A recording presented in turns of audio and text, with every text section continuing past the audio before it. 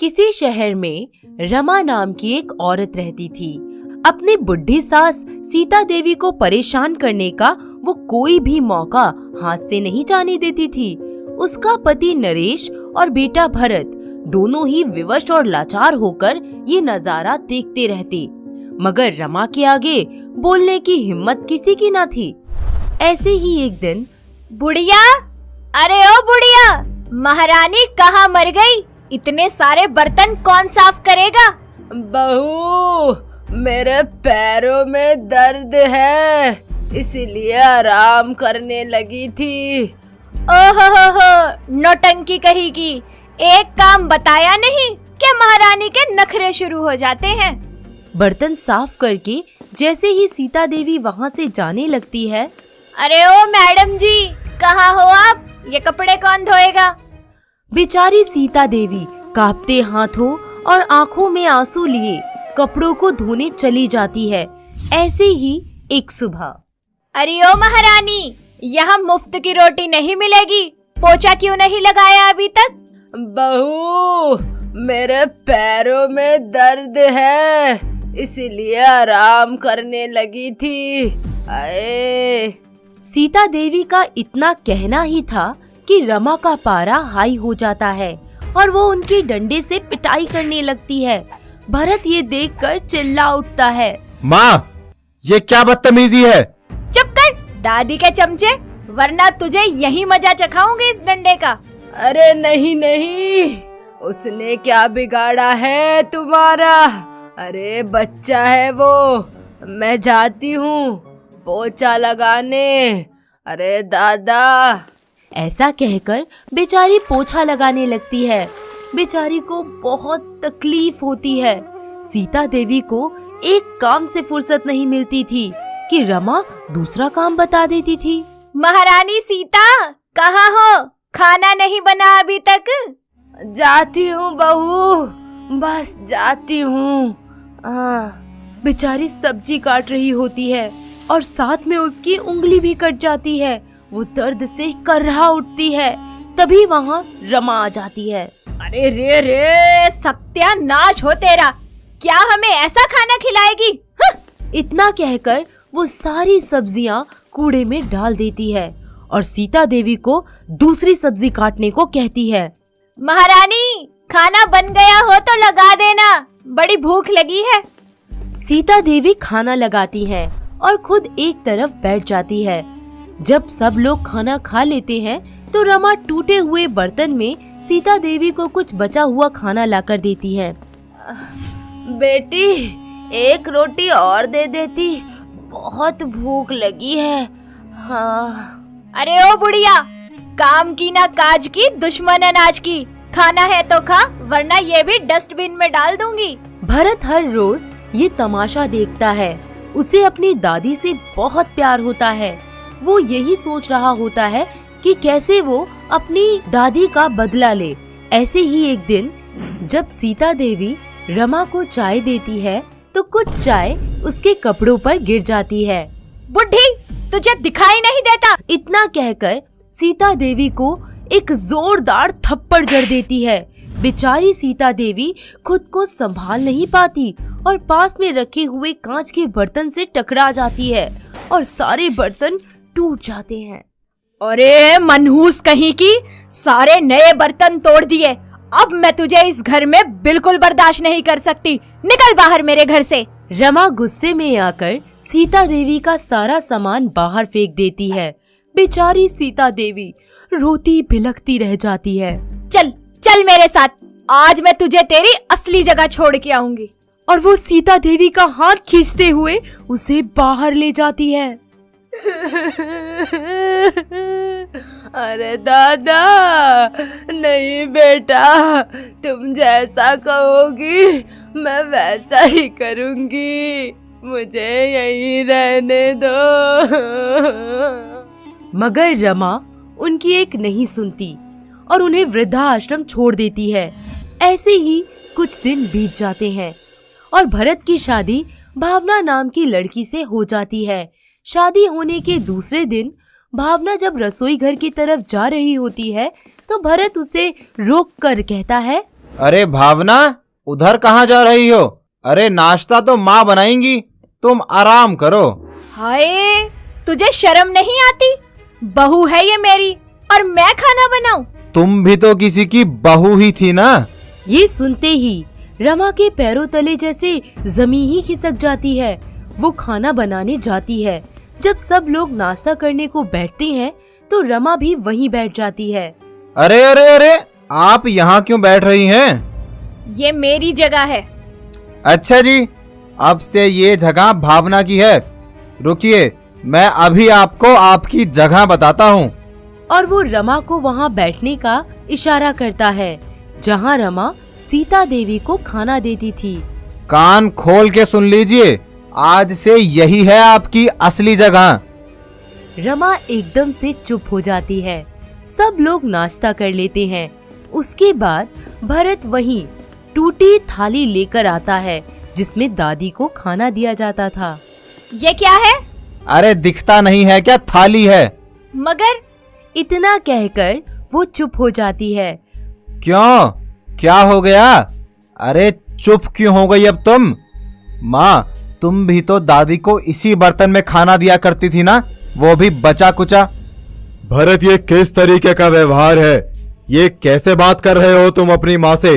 पापा, यही सब चीजें दादी के साथ भी तो हुआ करती थी। मैंने बचपन से लेकर आज तक माँ को दादी के साथ जुल्म करते हुए देखा। तब तो आपने कुछ नहीं कहा।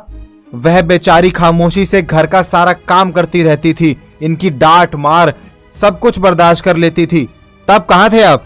नरेश ये सुनकर खामोश हो जाता है। हाय मेरी फूटी किस्मत, कमबख्त, तुझे इस दिन के लिए बड़ा किया था मैंने। नहीं माँ, नहीं, इस दिन के लिए तो बिल्कुल बड़ा नहीं किया था। और जैसी उम्मीद आप मुझसे कर रहे हो, दादी को भी तो पापा से ऐसी ही उम्मीदें रही होंगी। भरत भावना की ओर घूमते हुए कहता है, सुनो भावना, आज से तुम घर के काम को हाथ तक नहीं लगाओगी। सारा काम माँ करेंगी।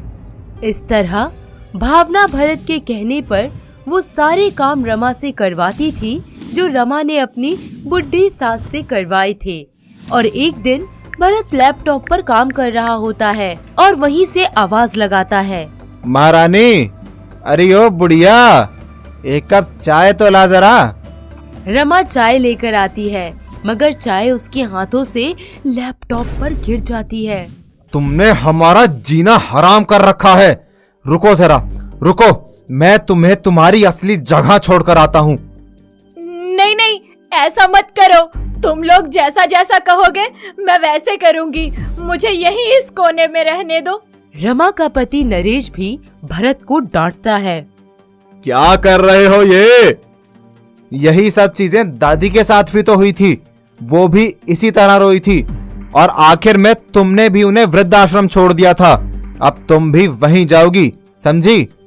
भरत की बात सुनकर नरेश और रमा को बहुत दुख होता है और वो कहते हैं, हमें माफ कर दो बेटा, जाने अनजाने में हमसे बहुत बड़ी भूल हो गई। हाँ बेटा, मैं आज ही जाकर सासू माँ से माफी मांगकर उन्हें घर वापस ले आऊंगी। इस तरह वो सीता देवी से माफी मांगती है और उन्हें वापस घर ले आती है। उनकी खूब सेवा करने लगती है। भावना भी अपनी सास का अब हर काम में हाथ बटाती है और सभी खुशी खुशी रहने लगते हैं। एक समय की बात है, किसी गांव में रजनी नाम की एक औरत अपने बेटे धीरज और बहू काजल के साथ रहती थी। काजल बहुत गरीब घर से थी, इसलिए रजनी को दहेज में कुछ नहीं मिला था, जिसके कारण रजनी अपनी बहू काजल पर हमेशा जुल्म किया करती थी। ऐसे ही एक दिन, अरे बहू, अरे कहाँ मर गई? जरा मेरे लिए पीतल के गिलास में ठंडा ठंडा पानी ले आ। पर माँ जी, हमारे पास तो पीतल के बर्तन है ही नहीं और ना ही फ्रिज है, तो मैं ठंडा पानी कहाँ से लेके आऊंगी? हाँ हाँ, जब अपने मायके से कुछ लाती तो होता ना घर में कुछ। अपनी सास की ऐसी बातें सुनकर काजल की आंखें भर आती हैं और वो रोने लगती है। अरे ओ महारानी, अब ये रोना धोना छोड़ो और ये लो धीरज शहर से मिठाई लाया है। अरे वाह माँ जी, मिठाई मैंने कब से नहीं खाई। लाइए ना, मुझे दीजिए, मैं जल्दी से सारी खा के खत्म कर दूंगी। अरे वाह, मिठाई खानी है? तेरे लिए नहीं है ये तो मेरी प्यारी बिटिया नेहा के लिए है। जा उसे देकर आ। और हाँ, खाने की सोचना भी मत, वरना। नहीं नहीं माँ जी, मुझे तो वैसे भी मिठाई अच्छी लगती ही नहीं है। मैं जल्दी से जाकर ये मिठाई दीदी को दे आती हूँ। ऐसा कहकर बेचारी मिठाई खाने की लालसा अपने मन में दबाए पास ही गांव में रहने वाली अपनी ननद नेहा के घर की तरफ चल देती है। जब वो जंगल से होकर गुजर रही थी तो उसे किसी के रोने की आवाज सुनाई दी। वहाँ रुककर वो आवाज की तरफ बढ़ने लगती है तो उसे पेड़ पर एक छोटा भूत रोते हुए दिखाई देता है। भूत भैया, आप क्यों रो रहे हो? क्या बताऊं बहन, मुझे बहुत भूख लगी है और खाने के लिए मेरे पास कुछ भी नहीं है। अरे आप रोइए मत प्लीज, ये लीजिए, मेरे पास कुछ मिठाई है। भूत वो सारी मिठाई खा लेता है और कहता है, बहन, मिठाई तो बहुत अच्छी थी, खाकर तो मेरी सारी भूख ही मिट गई। तभी उसे याद आता है कि माँ जी ने ये मिठाई दीदी को देने के लिए भेजी थी। ये सोचकर वो उदास हो जाती है और भूत को सारी बात बताती है। बहन, तुम चिंता मत करो, ये लो, ये बर्तन लो, ये एक जादुई बर्तन है, इससे तुम जो भी मांगोगी ना वो तुम्हें दे देगा। सच में? क्या ये सब कुछ देगा?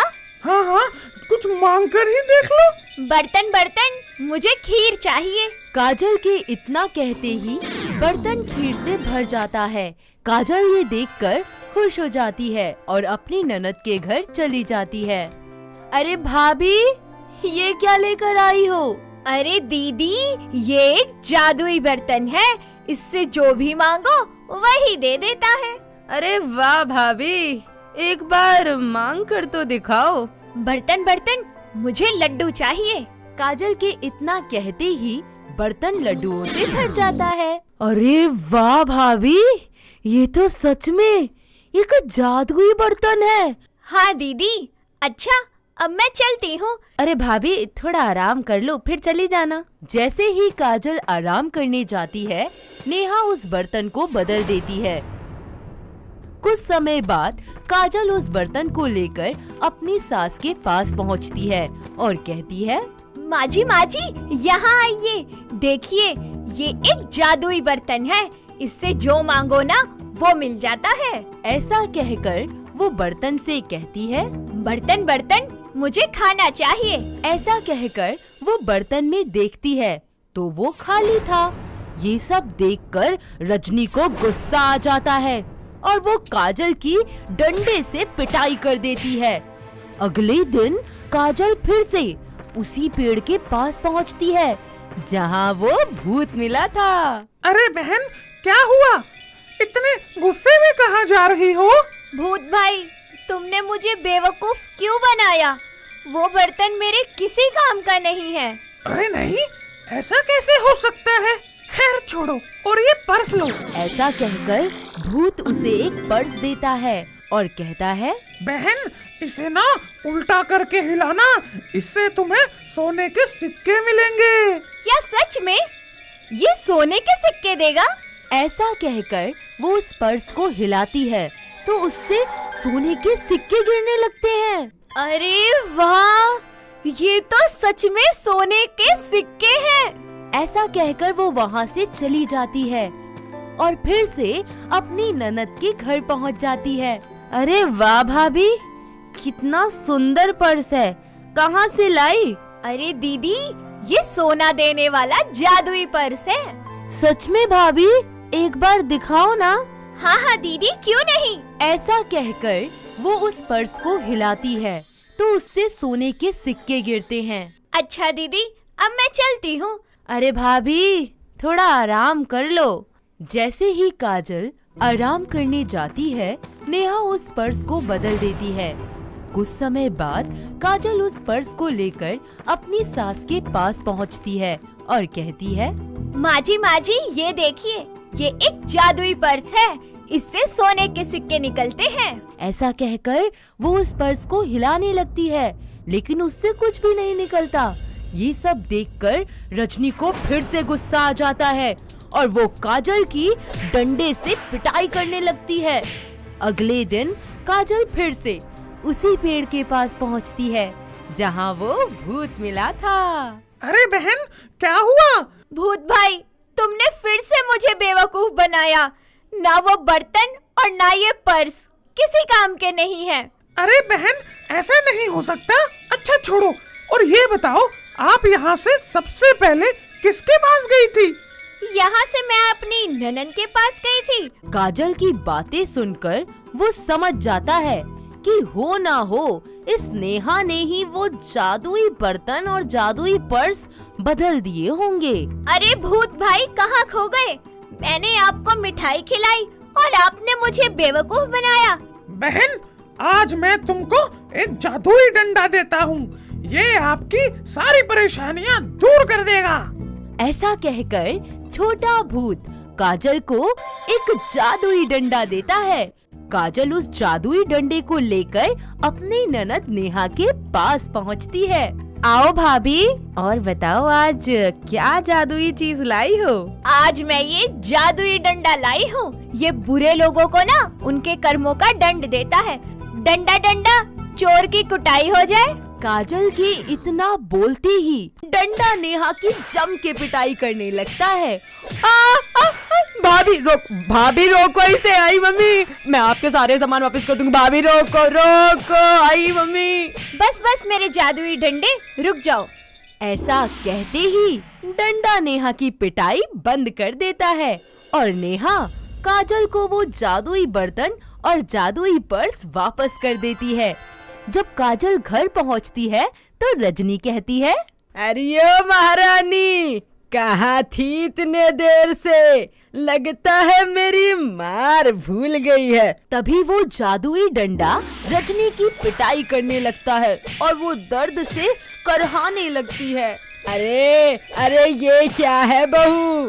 रोको इसे। हाय रे, मर गई। अरे बहू रोको।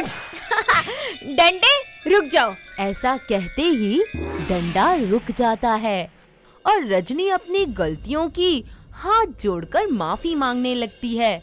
इस तरह रजनी उस जादुई डंडे के डर से अपनी बहू को तंग करना छोड़ देती है और दोनों खुशी खुशी रहने लगते हैं।